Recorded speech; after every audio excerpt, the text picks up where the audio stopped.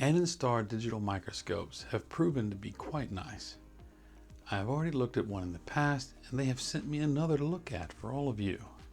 Not long ago, Andonstar sent me the AD210 to review, and they recently sent me the AD210s Pro.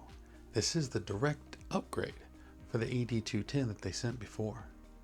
This is the 4K version. It also has HDMI outputs and capabilities to hook to your computer. Everything that I actually said that I was looking for in the other one. So let's go ahead and walk through this unit, check all of its ins and outs, and see if it's worth it in the end. All right, so here we go. We have got the new microscope here. Let's kind of open this up and see what is inside. All right, there we go. And of course we have the instruction manual. And again, this is the 210s Pro.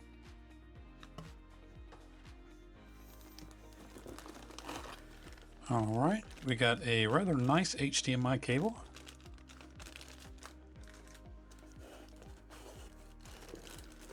All right, we have the unit head itself. There we are, again with the 10-inch display. And we have, there's a memory card already in it.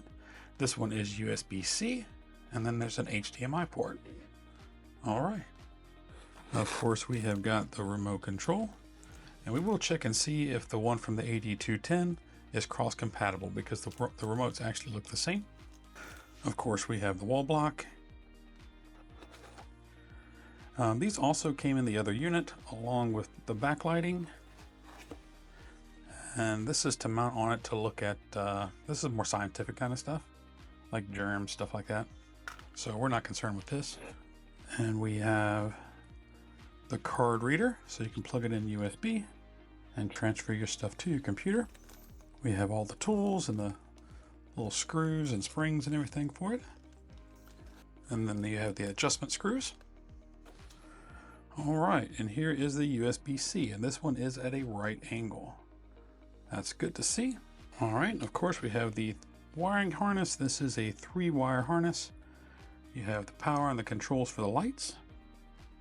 You have the light outlet itself. Then you have the USB that goes to the wall block and the USB-C to power the unit itself. It does have a little cleaning cloth.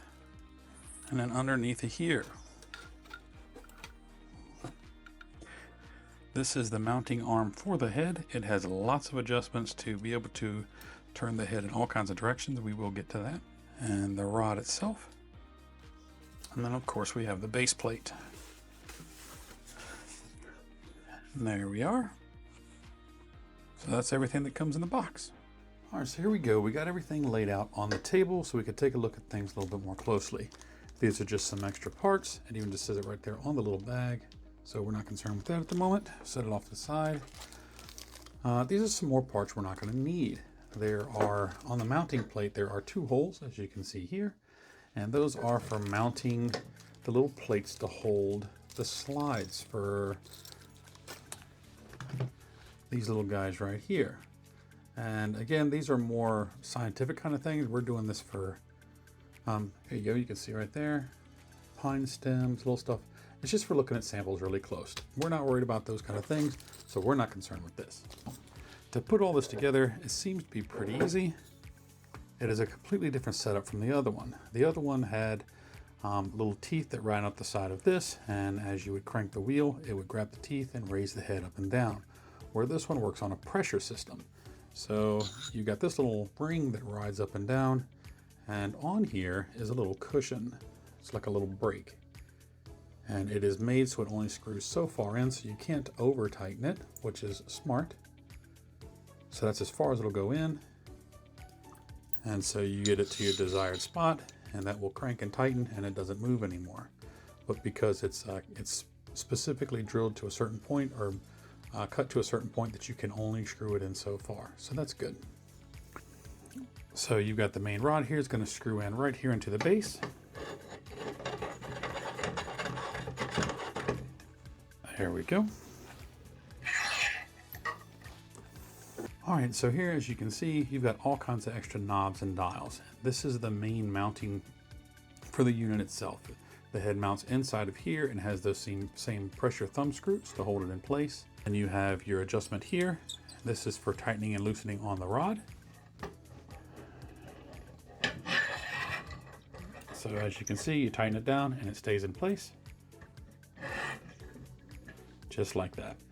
And because of the mounting system that it's on, this will be able to move in all kinds of directions. And then also, of course, you have the one on the side, will let you go in and out.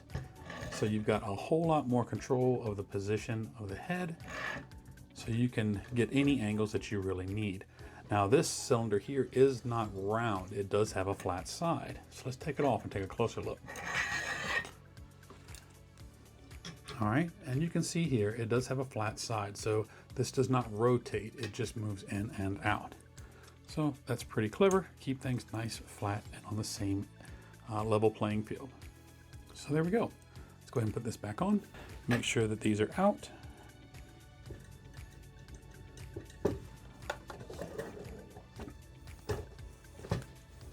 It will go into place, and you can see here, sets all the way down, and then you tighten your little thumb screws. Okay, so here we have the two of them side by side. We have the 1080p on the left and the 4K on the right. And as you can see, there's quite a difference. They are at the same height, but clearly you have a wider field of view on the 4K camera, which is, of course, it's a given, but you can see the sharpness difference. They're both in as good of a focus as they'll get. And the one on the left is a little bit more washed out. Everything's cleaner, sharper, just clearer on the 4K, which is expected, of course. But I just wanted to let y'all see these two side by side, and you can see. And then over here, even if you put just your finger inside of there, the image difference is absolutely humongous. And yes, there's a clear winner when it comes to these two, and it is the 4K. Of course, that's the point. That's why you would want to upgrade to the 4K. Another advantage is the 4K has the HDMI output. You can go to a computer, or you can go to a monitor or a TV and output to a much larger screen. And of course, since you can hook it to a computer, you can also stream across the web. But I wanted to put these two side by side so you can see these differences. Now, of course, another advantage that there is to the 1080p, in my opinion, is the mechanism that moves the head up and down. The one on the left has just got a knob that goes all the way to the top and all the way to the bottom. On the right, it actually takes two hands if you want to go more than a few inches. Now, of course, most of the time you're not going to need to go that far, but if you do, you're going to have to use two hands. But in the end, it's still a wonderful setup both ways. But for me personally, I will probably take the neck and the mounting system and put it on the 4K. I do prefer the LEDs that are on the 4K over the ones that are on the 1080p. But of course, the one for the 1080p, the lights stay pretty cool, where the ones for the 4K, the lights do get pretty hot. And so you got to figure out which one of those you prefer. I prefer the color that you get from the 4K lights. So you can see the whole mechanism here. It has a few different knobs on it for adjusting things, and it's a few different directions. You have the quick stop here. This, you just put it wherever you want your absolute bottom to be and tighten it down. And of course, then that will be your stop. Now, when your adjustment here does not move enough, then you're going to have to use two hands to move this up or down, because you have to have one to stabilize the unit and one to loosen this nut. So when you loosen this up, then you can move this up and down, and then you tighten it back down again, and of course then you can let it go. Of course, you have the bit of movement that is here, and for the most part, most of the time, that's all you're going to need. You're really only going to need to adjust this when you're going from one large project into a smaller one, or vice versa. So most of the time, this will give you all that you need. But it is just something to think about. It does take two hands to move this entire mechanism in one go. Another thing to think about with this unit is the wiring system. You have the one plug that goes to your power source, and it powers everything else. One wire goes into the back of the unit, and this is going to be to power the lights, and the other wire goes up to power the head unit. Then you have your control here to turn it on and off, and at the same time it has the brightness control for your lights. When you turn the lights off with this, it turns the entire unit off, not just the lights, so keep that in mind. But you have these wires to deal with, but it's not really all that big of a deal once you get things into place. So just keep that in mind. Myself, once I got it to where I wanted it to be, I really didn't have to worry about it anymore. So there is that. But it would be nice to see them come up with a design that just had one plug that would plug into the base and it would power the whole unit. But maybe that'll come in the future. All right, here we are with the AD210s Pro. This is being recorded directly from the unit, and I'm also recording from my microphone. I know this is supposed to have a built-in microphone as well, but I just decided to run a backup sound just in case. But here we go. We do have the unit all set up, and we are looking at a United States quarter. As you can see, everything is nice and clear and in focus. The light is quite well. We can also adjust the head unit light. This is the light that's in the camera lens itself. As you can see, all the detail is crisp and clear. So let's get in a little bit closer and see what else we can see. And here we are, just a little bit closer to take a little bit more detailed look. Everything is crisp, it is clean.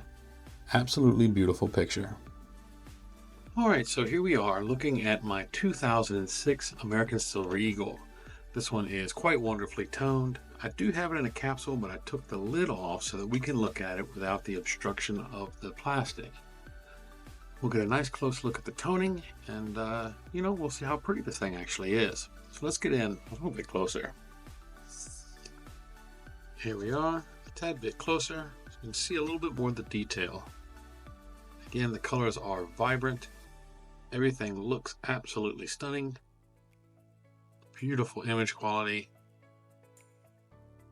So again, let's move in closer. And here we are yet again in perfect focus. We can see more beautiful detail on those wonderful colors.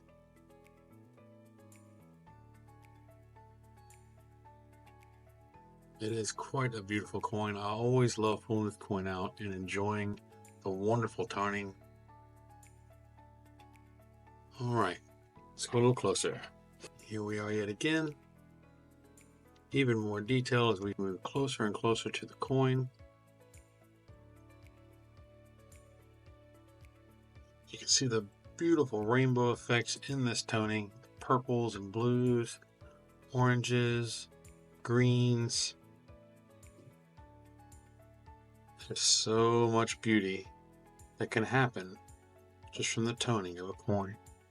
All right, move some more of the lighting around here. We are very, very close to the coin.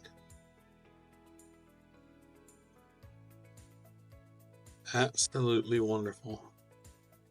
Everything is sharp, crisp, absolutely wonderful. You can really see all the details.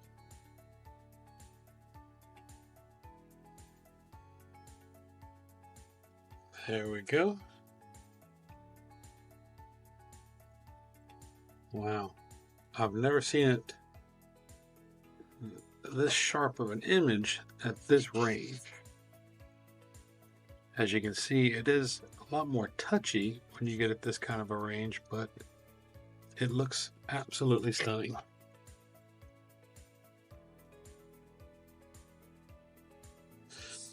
Wow, look at that.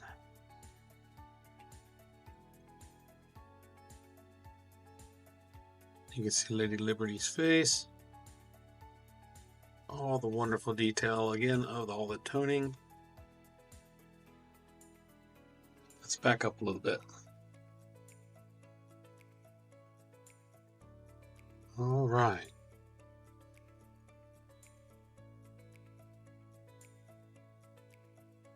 Such wonderful detail. I absolutely love it.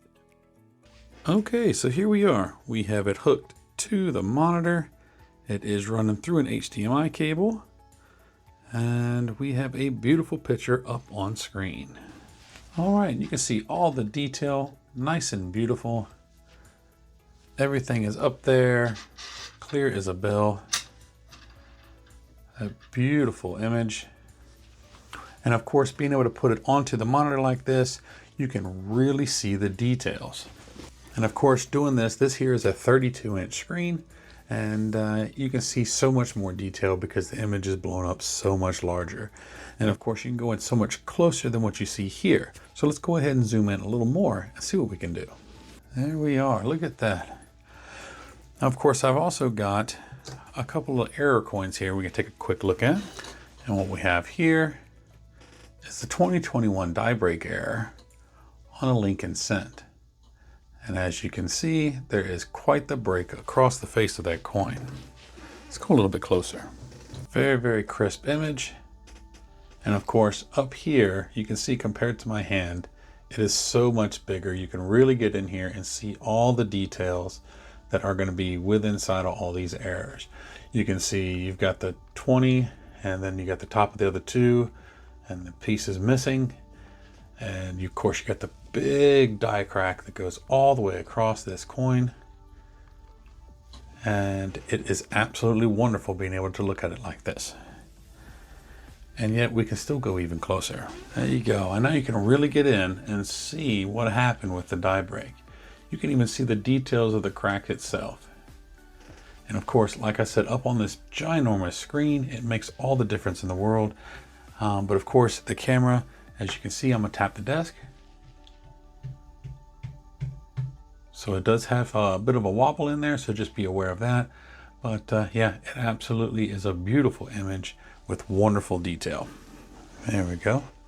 Focused in there just right. Now, of course, this is in a flip, so all these little spots like this, they're actually on the plastic.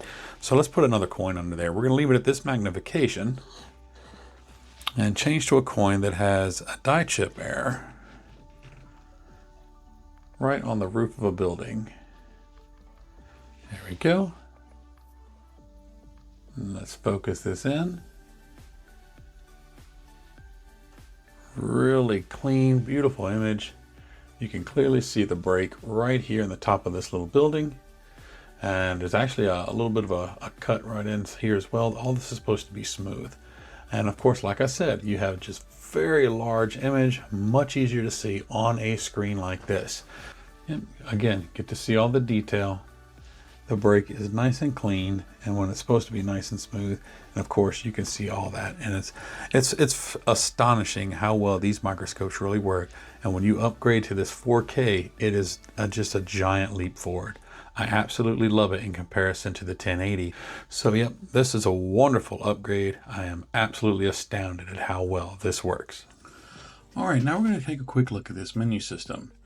I'm recording this from the camera because you can't actually check the menu system while you're recording from the unit itself. So let's take a gander. As you can see here, we have the resolution settings, loop recording, time-lapse, exposure, recording audio, date stamps, sharpness, and we have freeze and contrast.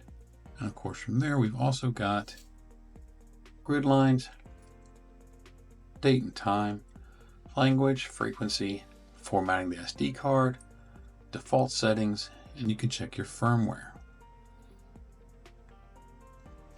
So the resolutions, we have 60 frames a second and 30 frames a second. Loop recording, I'm going to set mine for 5, and that's where I'm going to leave it. But you do have the 3 options. Of course, you have the time-lapse setting. You can go ahead and set that to where you prefer it. I'm just going to leave mine off. The exposure, it does have a whole array of different settings that you can do for that. Again, I'm going to leave my exposure on 0. Audio recording, mine's off. It's totally up to you. I'm probably going to leave mine off unless I'm going to be doing some videoing, but most likely I'll still leave it off and just use my external microphone. Time and date stamp, if you're doing things that require you to keep track of when you're doing them, looking at coins, or if you're looking at electronics or anything, you can turn that on and it will show your date and time. Sharpness is exactly what it says it is. You can increase and decrease the sharpness all the way to 200. And of course that is way too much for me. I just like to leave mine in the middle and leave it alone. The freeze, I'll be honest with you, I don't know what it is, and I didn't see anything about it in the manual. So I'm just going to ignore it, and everybody knows what the contrast is. Grid lines, of course, you can turn your grid lines off, on. That's just for aligning things on the screen. Myself, I don't need them. I have no use for them. For me, they're just in the way. For coin searching and things like that, you're not going to need this. Now, if you're doing soldering or anything that requires it, of course, it is an option. But again, it's not something that I need. Timestamp, of course. The language, there are several languages in here to choose from. Of course, I'm going to leave it on English. Frequency is going to be your refresh rate. Of course, for me, I prefer the higher refresh rate, so I leave it there. But a lot of folks actually run it on the lower.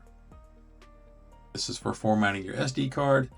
So if you have anything in there that you don't want to lose, make sure you back it up before you format your card. Now, hitting the default settings, it's just going to revert everything back to the factory settings. So keep that in mind. And then this is just your firmware version. Now, all of these settings can be controlled directly on the remote itself. But there is one thing I've got to warn you. There is a default setting right here.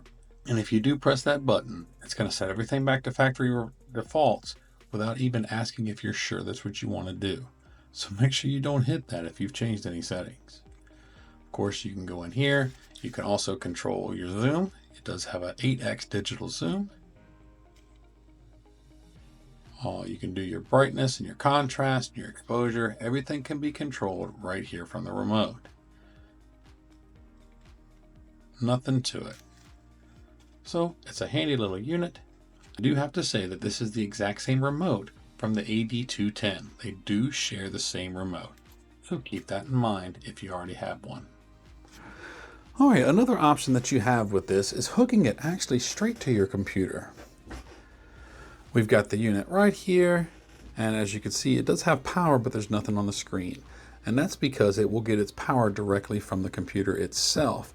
I do have two USB ports on my laptop. This side port does not output enough power to run it, so I have to use the plug on the back. But of course, if you want the lights to work, they're not going to power off the same. You're going to need to plug it into a USB power supply to get those lights. But now I'm going to go ahead and hook this to the laptop, and we'll see how that goes. All right, the computers recognize it, and now this should come on. Here we go. It did get power.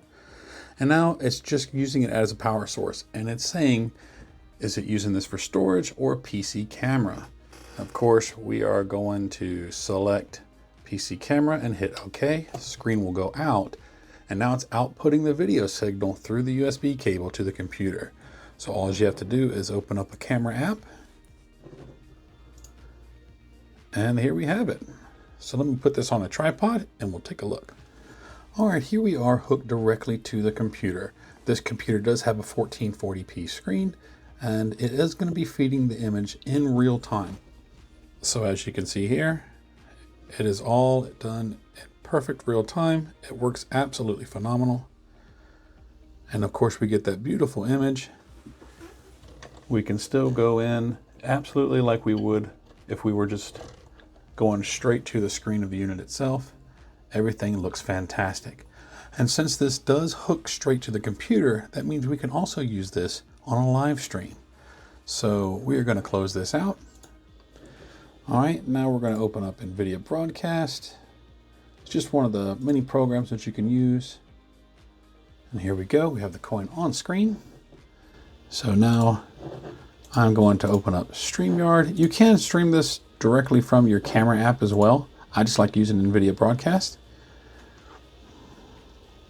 So we're going to go into my test sequence here, and as you can see, it is picking up my microphone, and you can see the coin right there in the screen. So we're going to enter into the studio and turn off the auto framing. And here we are. This is directly on the computer, directly on the internet.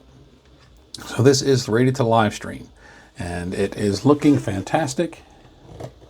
Let's go in a little bit closer, and there we go. Beautifully done, ready to live stream to my channel.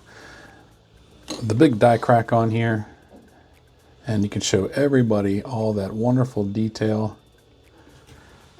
It's an absolutely wonderful option. This is really one of the main features that I was looking for in one of these. And this one does complete that, or it does fill that need for me personally. There are a lot of different microscopes out there, but this one so far has been my favorite to deal with.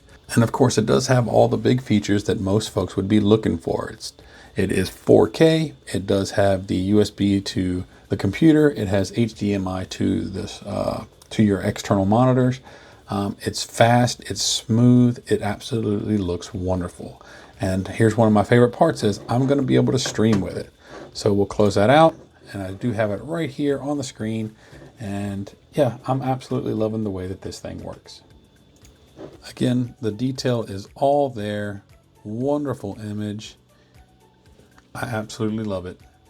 This is going to be the main workhorse in my coin collecting.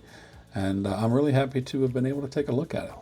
So as you can see, the AD210s Pro is a wonderful upgrade. The image is amazingly sharp. It is crystal clear. I absolutely love how well you can see the coins with this unit. I was quite impressed with the AD210, and this one is above and beyond in comparison. They're both great units. There's nothing wrong with the AD210. It's a great unit, and it will get most people anything that they need. But if you're looking for that extra step, the AD210s Pro is the way to look. So if you think that this is something that you're looking to get your hands on, I'll have a link for it down in the description below. So head on over there and check it out. Again, the AD210s Pro is a wonderful upgrade over its predecessor. I do want to take a minute to thank Andonstar for sending this unit over. I absolutely love it. It's not 100% perfect, but nothing is. The little qualms that it has is absolutely overlooked by the quality of the image and how well this unit works. I do thank Andonstar for thinking of me for this unit, as it is just new to the market, and I'm really happy that I was able to take a look at it for all of you. I thank you again for watching this video. Remember to like and subscribe and comment down below and let me know what you think about this digital microscope. Is it something that you could possibly be interested in? If it is, look down in the description, hit that link, and go check it out for yourself. But remember to follow along on my silver journey. We'll see you in the next one. God bless.